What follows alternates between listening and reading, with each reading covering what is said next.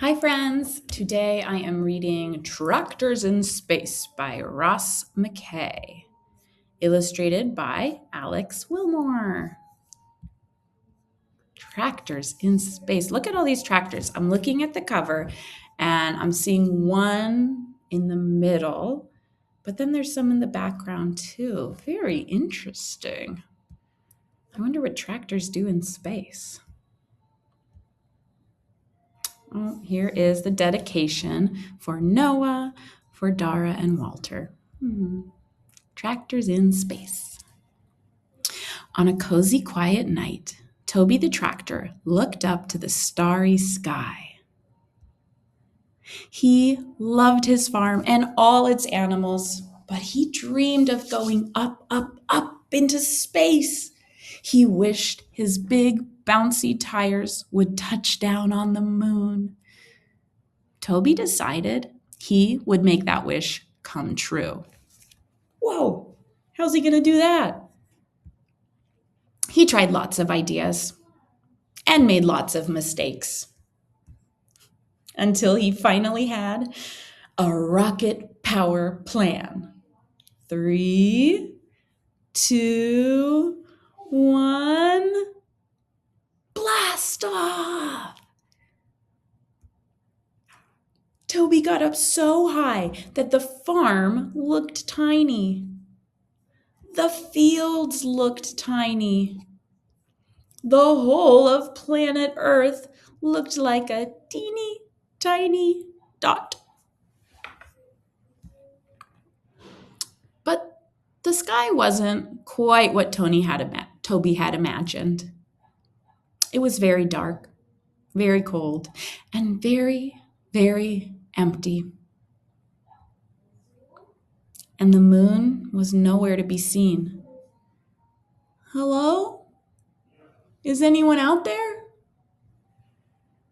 Well, howdy! A gigantic tractor with a big booming voice floated Toby's way. She had a giant shining headlight that broke the darkness. Well, that's surprising. There are tractors in space? Asked Toby. Well, of course there are, little fellow. My name's Big Red, she said. Follow me. Big Red led the way across the wispy, twirly-whirly galaxy. Together, Toby and his new friend got closer and closer to the sun. The sun is too hot. Your tires are melting, Big Red said to Toby. Let's get out of here. There's more to explore. Big Red and Toby were riding Saturn's rings when they met two of the fastest tractors Toby had ever seen. I'm Zip, said the green tractor. Want a race? Asked Zoom, the purple tractor. Toby joined them on a space rock race. He moved up and down and to the side, dodging all the asteroids. He was having a great time until... Boink! An asteroid hit your exhaust pipe, shouted Big Red. We need Gadget's help. Gadget was the handiest tractor in the whole universe. Gadget had gadgets for everything. He could dig, grab, bend, drill, and even do a roly-poly. Gadget bent Toby's exhaust back into shape. Brand new, he said. Now you're all good to go back home. But Toby wasn't quite ready to go. I was hoping to find the moon. Why didn't you say so? We can take you there, yelped Zip. Toby whizzed through space after Zip and Zoom. Finally, there it was, shimmering, silver, and round. The moon, he whispered. Toby's wish had finally come true.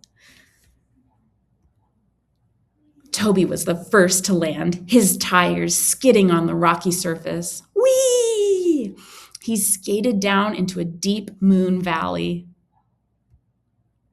And everyone played hide and seek. They ducked under rocks. They crouched inside craters. Toby was so happy. But when Earth came into view, he knew that his farm and the animals needed him. "You've not got enough fuel," said Gadget, "but we can help you get back home." Everyone pitched in to help Toby get back to his farm. Gadget gave him his special bouncing attachments. Zip and Zoom found the perfect rocks. Big Red climbed the biggest mountain on the moon. Wow, I love how everyone's helping. That's showing a lot of kindness. 3, 2, 1, jump! Boing! Toby went flying up, up, and up some more, straight to Earth and right back home. The farm animals had missed him, and Toby had missed them too. "Welcome home, Toby." Aw, that's so sweet. Toby's dream came true. He got to drive on the moon. And if you look up on a cozy, quiet night, perhaps you'll see Toby with his friends, flying through the starry sky on a new space adventure. The end. Aww, I love that book.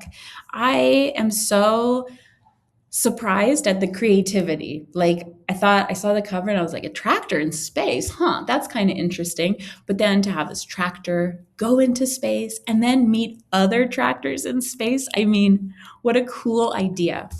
I love creativity and storytelling. Well, I hope you enjoyed that as much as I did. Thank you for listening, and we will see you soon. Bye.